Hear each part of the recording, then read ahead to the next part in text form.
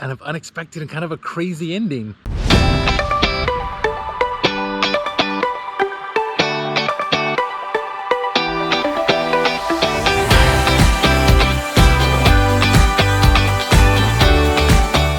Hi, good morning. How are you? Good. Yeah. Good. Very good. Would you like to sit outside? Inside?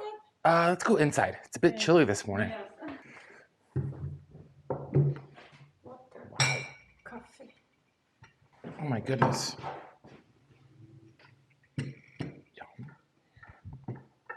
Good morning, welcome back. Last night we stopped at the Winery Farm Stay and we're in Zevrik. You know me. So I got breakfast this morning. You gotta see this. So obviously I got coffee, right? I gotta have my coffee. And then she brought bread and then tomatoes, cucumbers, and some cheese and some cold cuts. Cheese, I'm assuming that is a jam. Strawberry, rhubarb, raspberry, I'm not quite sure. I think it's strawberry, that's what I'm gonna say. And then I was sitting here, I'm like, okay, that's way too much food. And all of a sudden she comes out and goes, oh no, there's more. And brought me 3 eggs. And now I know why I've gained 10 pounds on this trip. So I'm gonna eat breakfast, have some coffee, and then we will we'll come back and talk about what we're gonna do here shortly. Breakfast was amazing. It was so good, although I did not eat all of that. It was just too much food, and I really feel bad leaving that much food behind. And I didn't order it. She just started bringing food out, and so I feel bad leaving it. And I don't know what to do with it, but I can't eat it all. It's just too much. First of all, look where I'm at. Is this cool? I love this. So I stayed to the building to the right, and these are grapevines. But if you also look down the road, it's gonna catch me in the sun. Well, just a beautiful view. It's just gorgeous here.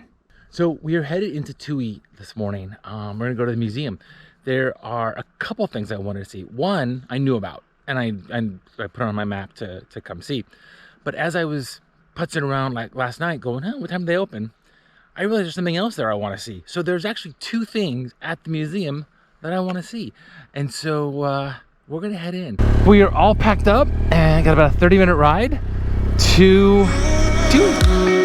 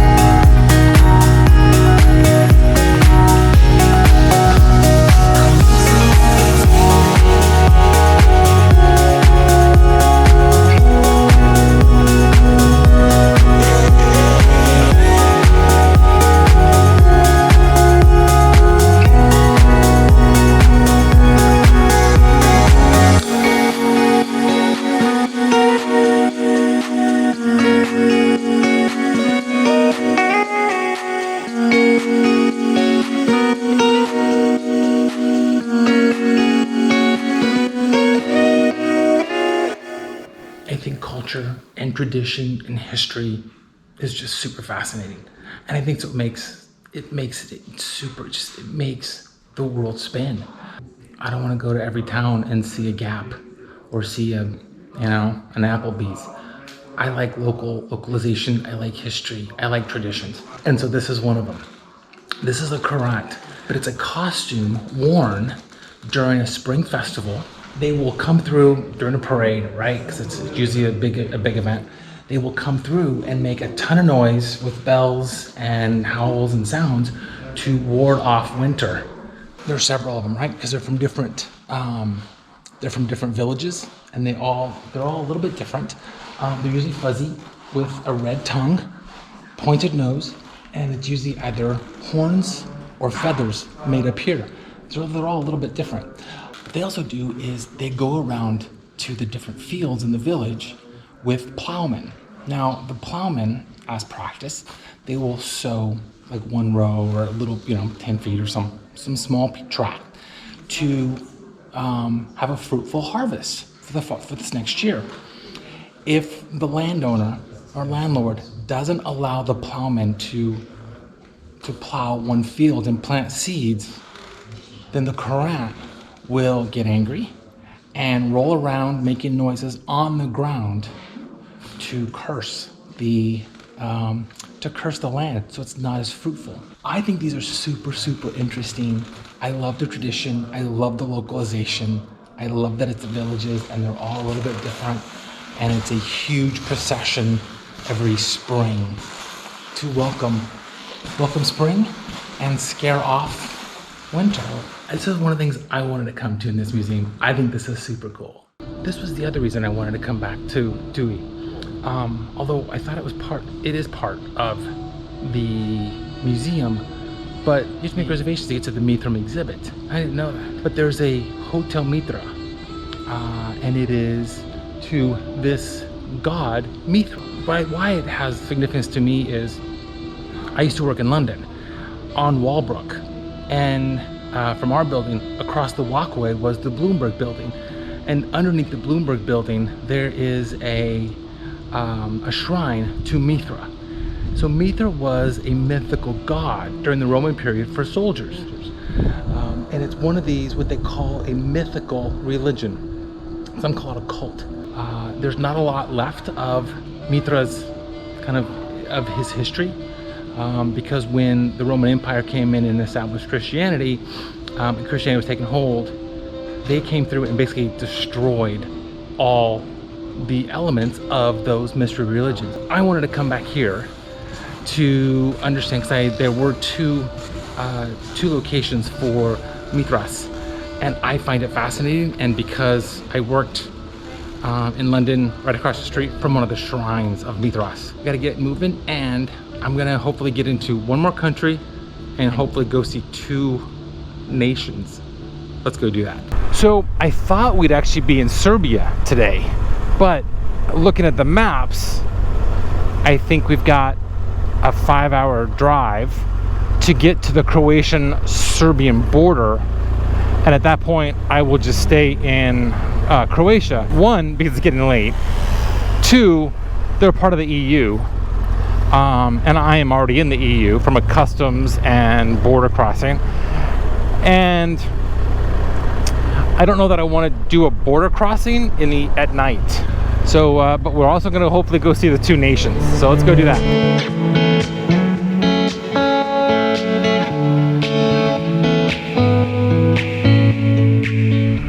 We, I think, are at the border of Slovenia and Croatia. Do you need my passport?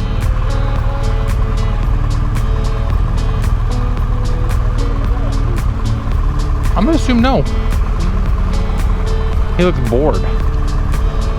We just missed the sign, but welcome to Croatia. So we're now in technically, I don't know if we're technically in Croatia because we are still not through customs. Once we got to it, it was easy. I gave her my passport. She looked at me, had me take my helmet off, and we were gone. Got a stamp though. I got another stamp on the passport. As I said earlier, welcome to Croatia, another country.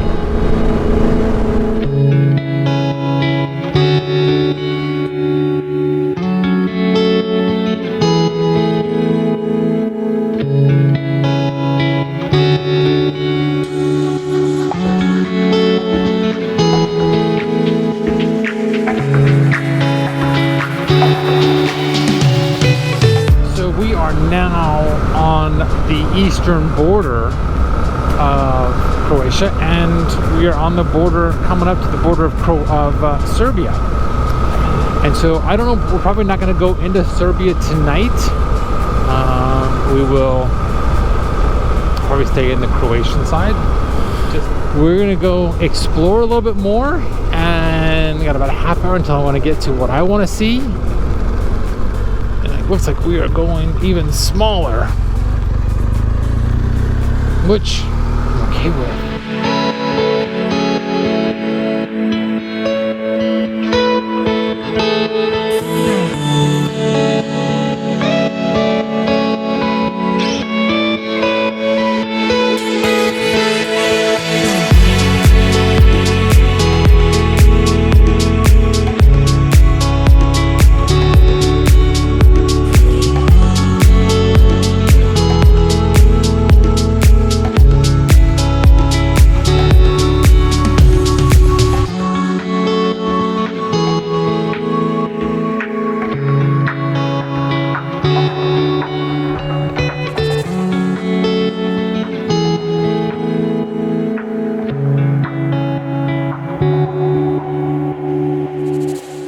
Well, I thought we would get a little bit closer than where we did, but we did get stopped by a gate, and I did look. It's locked.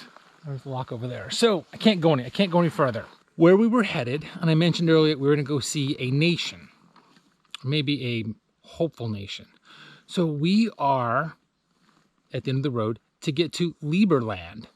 So Lieberland is a burgeoning micronation. I find international borders so interesting, and how countries are established. At one point, this was all part of Yugoslavia. And then between about 1990, I think actually 1992, it officially went down or went under as a country. And so all these other countries sprung up, right? Croatia, Slovenia, Bosnia-Herzegovina, like all these countries sprung up out of Yugoslavia. Serbia, which is literally right across the way there. Serbia and Croatia have been debating their borders for years. One says it is down the Danube, right? I think Serbia says it is down the Danube. Croatia says, not quite so much. It is really the pre-existing borders, pre-damming the Danube and pre-meanderings of the Danube, which then means they get more land. However, there is a little island in the middle of the Danube that they both kind of say that if one border works, the other person gets it. If one border works, then the other one gets it, or, but they're basically saying that, well, if I choose my border, then the other country gets Lieberland or gets the island.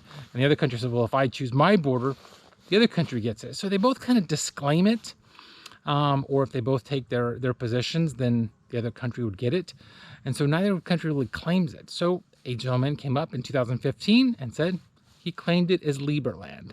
There's no permanent residence on it, about 200 citizens. There was an abandoned house on it.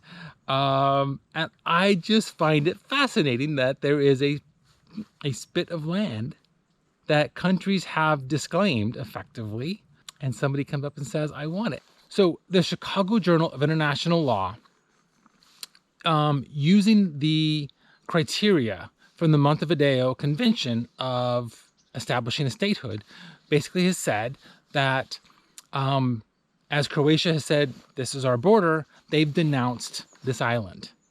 And Serbia said, well, this is our border, and therefore that's not our island. And so each country has denounced ownership of that piece of land. And so at that point, somebody can come and take that piece of land, which this did. So then the Michigan Journal of International Law has come out and reviewed this and has come out and said that the United Nations should recognize Lieberland as its own country. And one of the United States' senators, Senator Ron Paul, was actually granted citizenship of Lieberland. I find it interesting. There's several of these places, I think, there's a part of it in Africa where each country recognizes a different border, and it basically, again, something similar to this. There is a piece of land that they both of them disclaim ownership. And so, super fascinating. I think it's cool. And unfortunately, we got stopped by a gate. No more Lieberland. Since I can't stay there, I need to go find my guest house. So let's go back to town. Let's go find my guest house.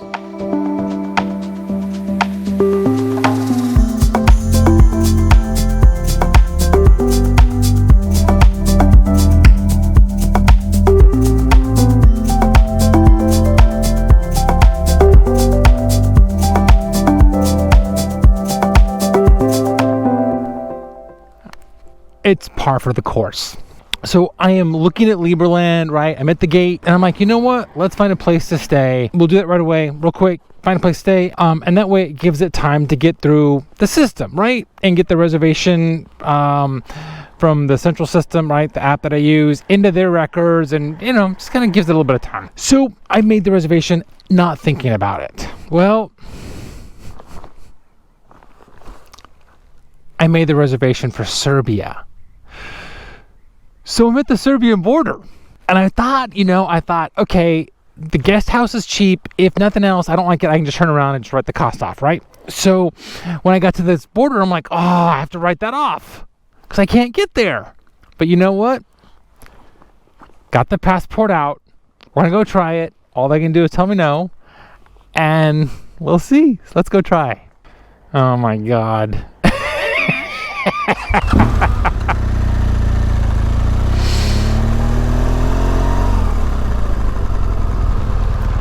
Let's see if they let me in. Well, I don't know that my insurance is good. I'm importing a vehicle. If they let me in, I'll be surprised. I've done zero research.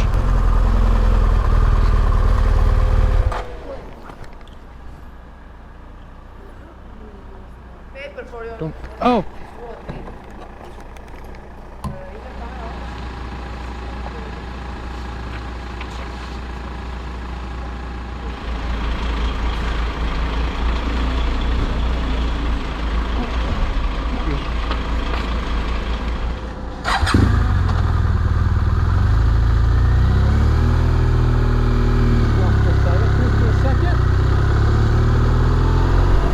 Look at that gate. So this is the Danube.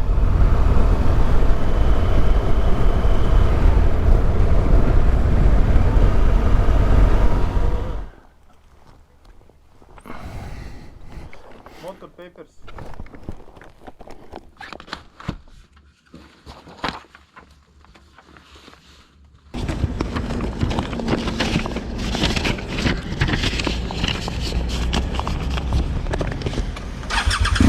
Thank you.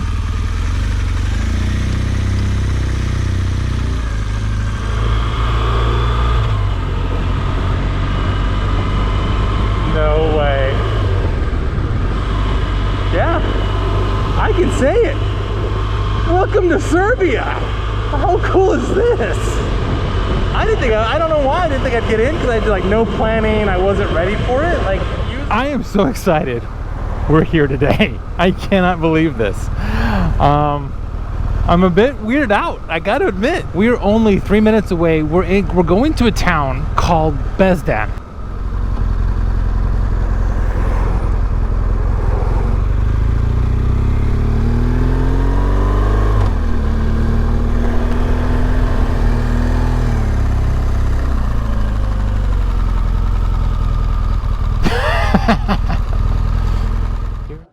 Let's go find out.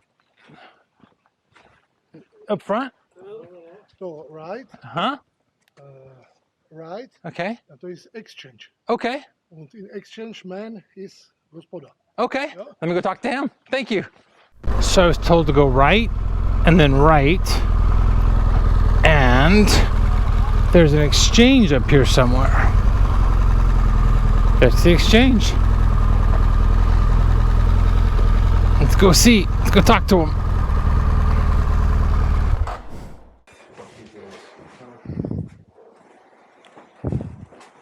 Hi. Should I come talk to you about the guest house? This is my brother. Okay. So I have a reservation tonight. Okay, I'll call you my brother. Okay. Okay. Thank you. Okay, thank you. Okay. My brother is too Polish. You came here. I'm sorry? My brother is already in. He's there? house. Okay. You call me. Left? I was there already. Yes, it's here. Okay. It's my brother. So he go there. Yes, Okay. he I'll go there. Thank you so much. Thank you. Where are you from? United States? Oh, where city? From Florida? Miami? I go to Miami. You've been to Miami? Yes, I'm in Miami, Ocean Drive. Oh yeah. Yes, oh yes, yeah. yes. My wife brother. Yeah. He live in Miami. He work in Ocean Drive restaurant. So did you go visit with him or no? Yes. You were there. I'm visiting How long were you there? Miami, 10 days. Oh, very nice. Yes, yes. How did you like it? It's okay, very nice. Okay, my brother is He's waiting for me. yes. Okay. For you. Everything. Do you want in anything in Serbia? Anything problem? It's my number. It's a guest house. Okay. For wall. Okay. WhatsApp, Viber. What do you want? You call me. Okay. Anytime, it's no problem. Will do. Thank you so much. Have a nice day. It's a pleasure talking to you. Bye-bye. Bye-bye. Let's go back.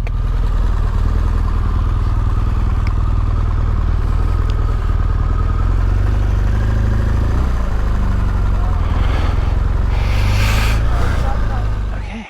Come on. Vladimir. Steven, nice to meet you, Vladimir.